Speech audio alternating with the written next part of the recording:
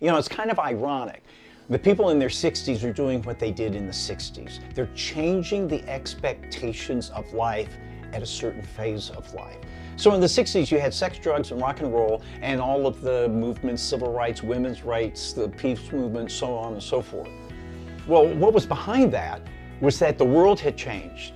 Technology, economics, society, that enabled young people back then to say, hey, wait a minute, I'm not going to do what's expected of me. I'm going to do what I think is right.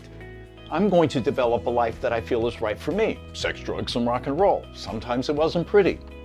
Or all of the movements, which was a desire to signify, to make a difference in the world.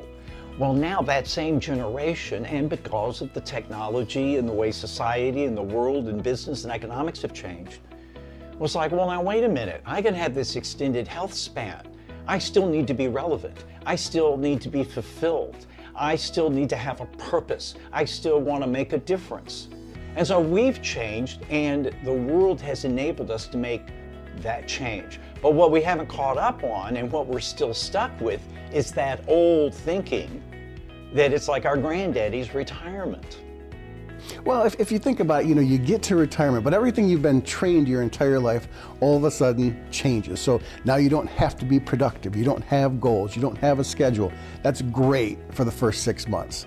But then you start to kind of lose yourself, and you start to try to figure this stuff out. And again, no one's talking about it. So everyone's just kind of like, get there, here you go, and then you're kind of left to fend for yourself.